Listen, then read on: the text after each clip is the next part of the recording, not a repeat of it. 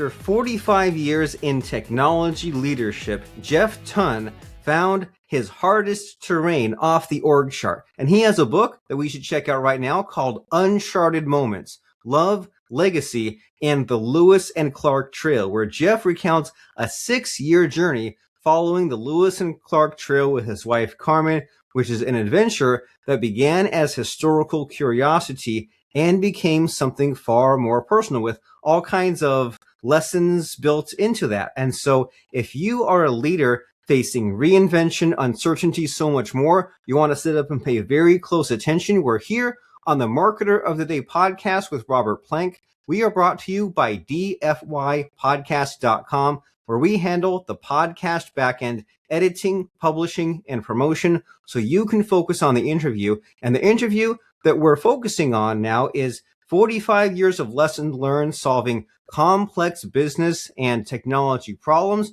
And now it's kind of in this memoir that blurs the line between authenticity and overexposure. So we're going to find out all these founder secrets, success secrets, decisiveness, planning, control, so much more. So Mr. Jeff, how are you? Hey, I'm doing great, Robert. This conversation has been a long time coming, man. And I've been looking forward to it since we got it on the calendar. So I am ready to dive in. And I am as well, because I think we talked a few months ago when we chatted about this, like the Lewis and Clark expedition, like learning about it in school. It's such just like a fun, like wholesome idea, because sometimes you think about like there's like certain areas of anywhere of geography where it's like, well, this is like Manhattan Island is like they paved over it again. But this idea of these two guys just like going on this journey and obstacles along the way, it's like, it's such a cool historical idea. And anyone who's ever traveled to another country or gone camping or been on a road trip or been on a long walk kind of understands this idea of like the mind expanding from this journey that you're going on. So I can't wait to jump in as well. So what should we know about you and your book? Well, like you said in the intro, it's a culmination of 45 years in my career, but it's really it's a different book than I set out to write. I thought I was writing a history book of Lewis and Clark and these trips that my wife and I took. We took 14 trips over a 6-year period. And I thought that's what we were writing about. And as I'm doing that, it was like, well, you know, we drove there and we saw that. No one cares, right? No one cares. But what I realized, if anybody who picks up the book will learn very quickly in the prologue, my wife is ill, and I have retired mostly to be her full-time caregiver. And as I reflected back on those trips, what I realized is that it really formed the foundation of our relationship and how it is helping us to navigate what we're experiencing today with her disease. And wrapped in there are all kinds of leadership lessons for business leaders, for entrepreneurs.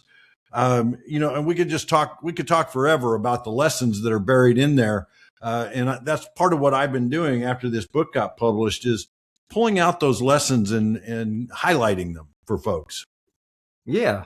And I think about some of these concepts all the time about like how fun it is to blend the nonfiction and the fiction, because pure nonfiction is just a list, a series of steps. That's not fun at all. And we all try to work in some amount of like storytelling and drama, even like bringing the past back to life. But you've even taken it a step further, right? There's the just kind of the like the history and like the heroic adventure. And so you say there's all these like leadership lessons built in, and my mind is already kind of going to the default. Like you think about, well, like implementing a plan or dealing with like unexpectedness or like communicating with others. But you tell me, out of all the leadership lessons that you learned on this journey and that you put in this book, what should we know?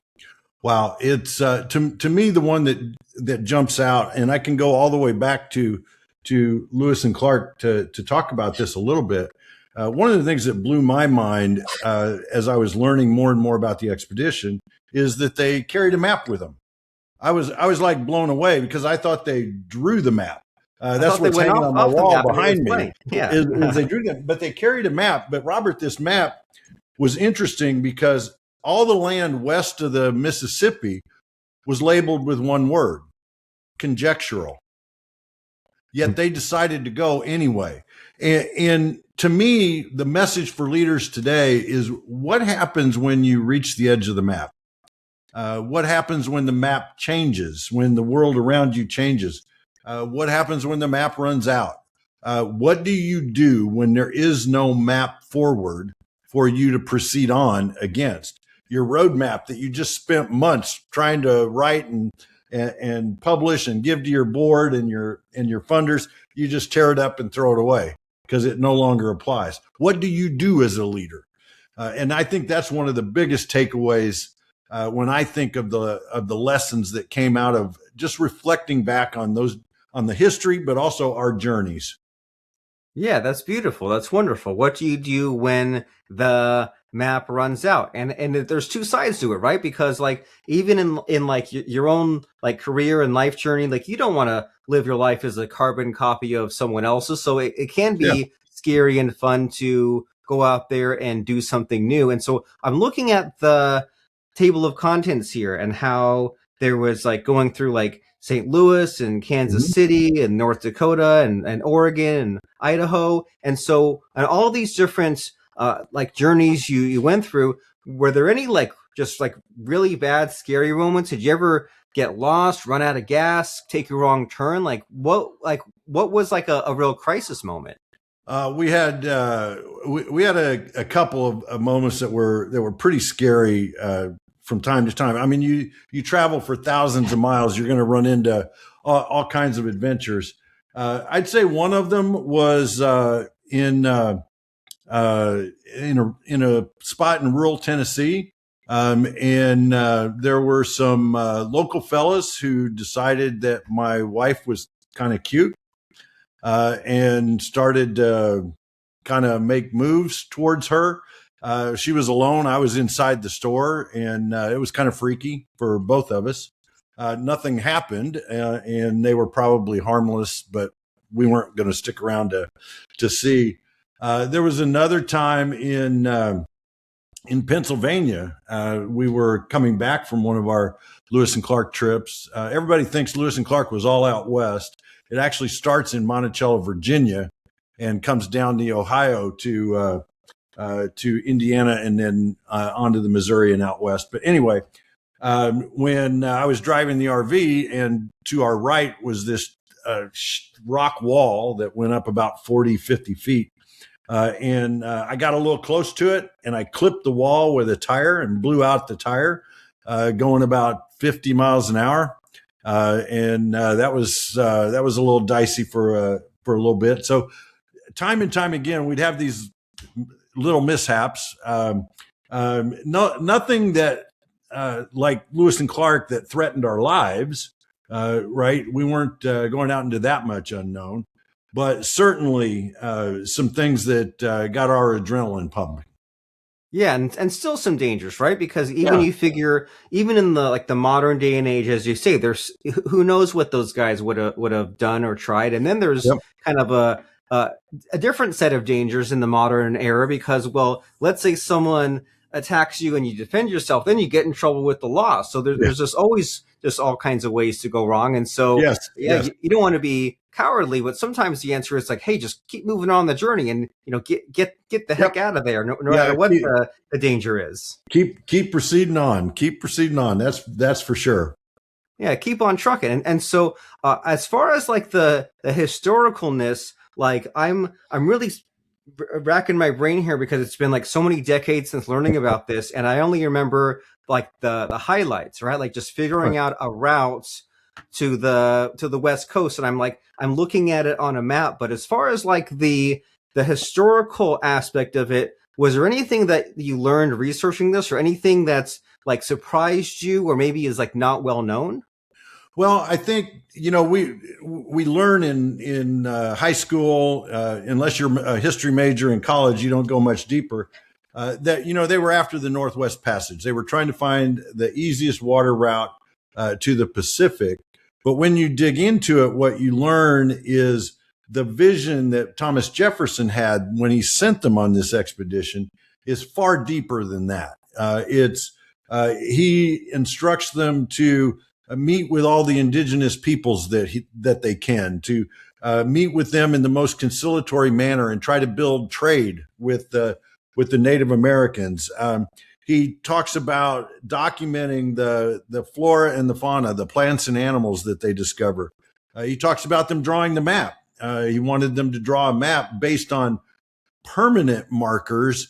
There was no, hey, go to the big oak tree and turn left, right? Because the big oak tree might be gone. So they learned celestial navigation so they could identify exactly where they were. So those were the things. It was the broader mission that really struck me as we dug into the history of it. But then it also expanded our understanding, our learning of the indigenous peoples, of the native tribes, and what they were thinking, what they were feeling.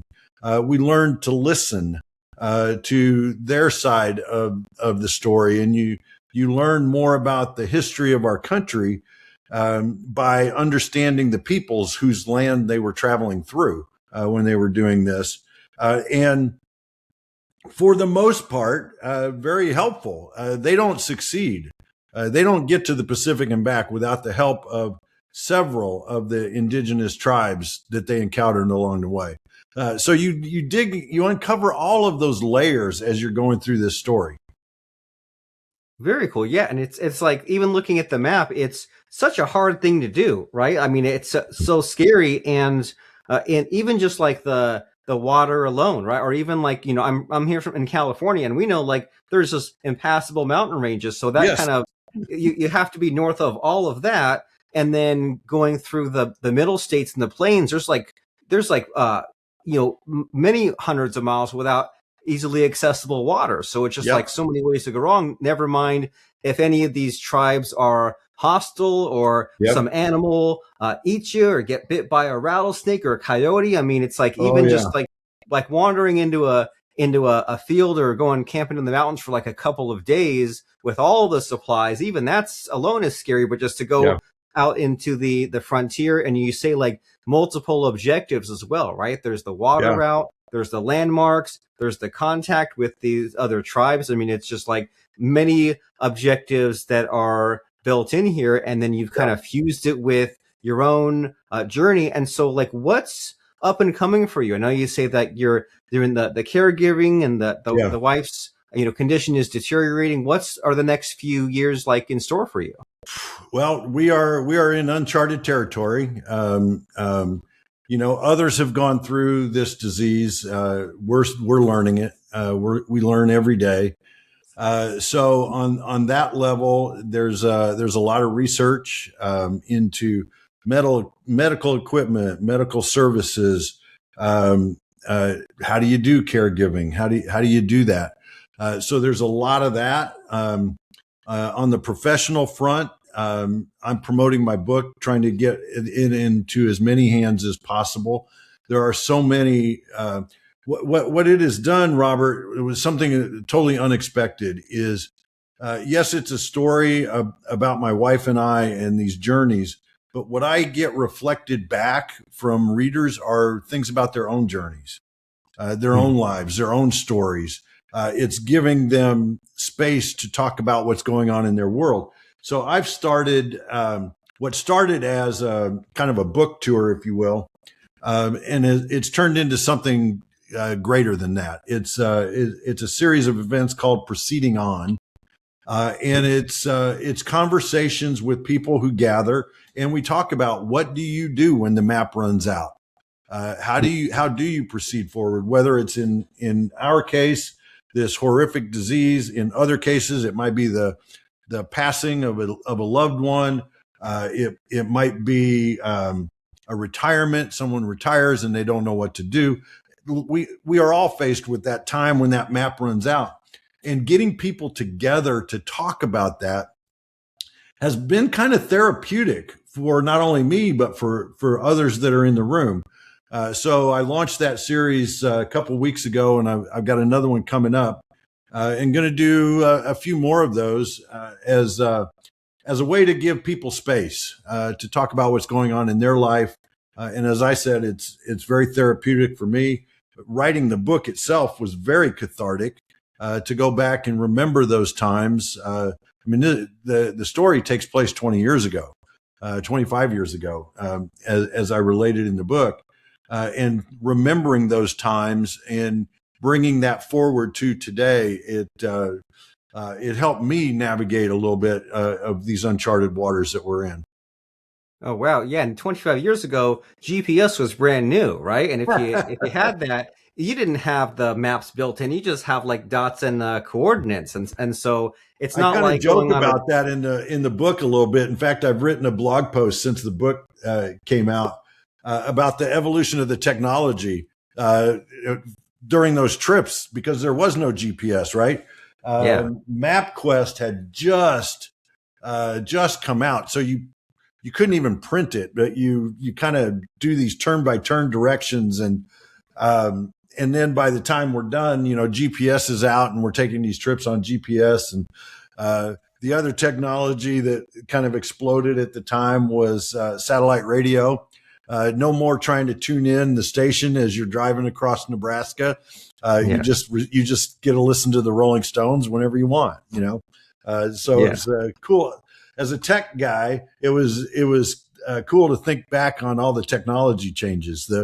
The digital, a lot of our pictures at the beginning were film, and by the time we're done, they're on our camera.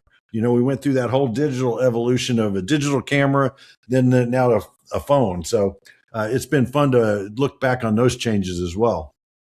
Oh yeah, multiple stages of pioneering, right? Where there Yes, is the yes, yes, like yes. blazing the trail and the stagecoach and the railroads. And I was even reading the other day about like the interstate highway system. Like that's relatively new, right? It used to be Yeah, that up no, yeah, until like a few decades ago, then if you wanted to go from this city to that city, if it was raining and if the roads were all mud, it was impassable. You might as well have been Lewis and Clark, even in yes, the modern 20th century. And so it's like we take for granted, and you figure, well, it's more evolved and safer, but then you lose some of the Oregon trailness, right? You lose yes, some of yes. the fun that goes along with kind of like taking those manageable, calculated risks. And so Yep. it's great to hear about. And I think that like a recurring lesson I'm getting from you is the value of listening, right? You say that Yes. the Lewis and Clark expedition, like the contacted the tribes, they were listening. You're figuring out your caregiving decisions, a lot of listening there. You're doing your Yes. like the catharsis, the support group. You're like listening to other people. So it's like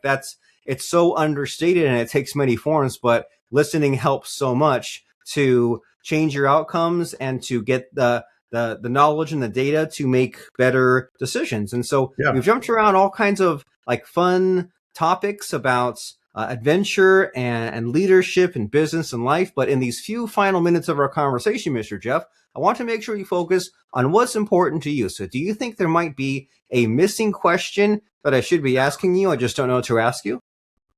Well, that's always such a good question, and you're a great interviewer. You've asked some fabulous questions. I'd say what's a lesson that your listeners could pull from this story as an entrepreneur or a marketer? What's one of the lessons? So I would say that's the question, and Okay. I'll go ahead and answer it and save your breath. Okay. I would say that. To proceed on when the way is not clear. Take those steps. Keep putting one foot in front of the other to make that progress. And do take time to listen to those around you. Listen to what your gut is telling you. Too often we say, "Oh no, we can't depend on gut," but a lot of entrepreneurial spirit is what's going on in your gut. Take the time to listen to that. Hmm. I like that. That's valuable. And it's a skill to be honed just like anything else, right? Like Yeah. with listening, there's all kinds of subtopics. Like I know that like when I was a lot younger, I should have been listening and someone would say something and I'd like hijack or one up them instead of like relating or just continuing on the focus on them. And so there's Yes. so much that goes into listening to others, but also to yourself, right? There's your inner critic, or there's listening to Yeah, your gut. And so it's a lot to navigate. No one said it was easily solved, much like that Lewis and Clark expedition. And so to take exactly. some next steps with you, Mr. Jeff Tunn, we have jeffreystun.com is that website where we can Yes. find out about your blog, your podcast, you as a speaker, and your book. But you tell me, where is a logical place for someone to go after listening to this conversation?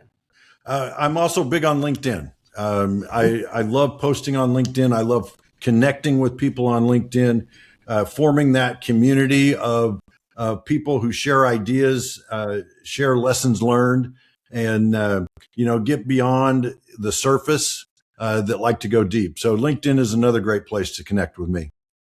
Very nice. So you search Jeff Tunn and you find the one from Indianapolis, Indiana, and you can find Yep. about his LinkedIn newsletter and his various posts that he makes on LinkedIn. He was recently the recipient of the Sagamore of the Wabash Award. What's Yeah. that? That is the highest award bestowed in the state of Indiana. And it's granted from our governor to peoples who have furthered the cause of Indiana, furthered the community of Indiana. And I was blown away to receive that. I had no idea it was coming. And it's a testament to the community of technology professionals here in Central Indiana that I was lucky enough to be a part of. Well, very cool, very amazing, and inspiring as well. So you can see what Jeff is up to. And what's also great about LinkedIn is you connect, you send a message, and who knows if he knows someone or you know someone, or something can be figured out. He's a great person to chat with and talk to, because he does these author talks, speaking engagements, leadership development workshops. We were talking about the proceeding on events, and you can just find out all about that on his website. There's his newsletter, discover sacred stories in unexpected places. And you can just find out about these moments of history, see what he has going on, read his blog. That's jeffreystun.com. There's Jeff Tunn, as we said, on LinkedIn. And then the real place you want you to go is to get this amazing book, Uncharted Moments, Love, Legacy, and the Lewis and Clark Trail. It's more than just a history textbook. It is a story of midlife adventure, devotion, and the courage to follow the currents that call to us, both on the river and at home. So if you love reflective memoirs, stories of enduring partnership, journeys that blend heart with history, then you need to check out this invitation to travel west and also travel inward. It's Uncharted Moments on Amazon. We'll have a link to the book in the podcast notes underneath this episode.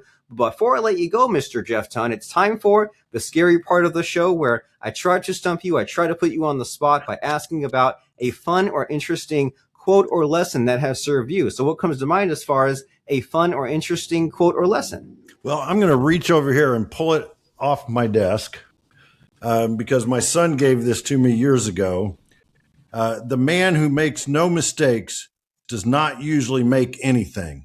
And that's from Theodore Roosevelt, who is another hero of mine. The man who makes no mistakes does not usually make anything. In other words, if you're trying to be perfect, you're not going to take a step. You have to proceed on into the unknown. Very inspiring. Take the risk. And the first manageable risk to take is get that book, Uncharted Moments, by Jeffrey S. Tunn on Amazon, jeffreystun.com. Jeff Tunn, author, speaker, explorer from Indianapolis, Indiana, on LinkedIn. Go find him, add him, tell him how much you loved him on the Marketer of the Day podcast. Check out his book. You'll love it. You'll learn so much about history, about leadership, but also about yourself. So, Mr. Jeff Tunn, thanks for taking the time. I'm very grateful, and I learned a lot, had some fun. I hope you did too. I did. Thank you, Robert, for having me on the show. I've really enjoyed it. Like I say, it was a long time coming, and I was looking forward to it, and it was as incredible as I thought it was going to be.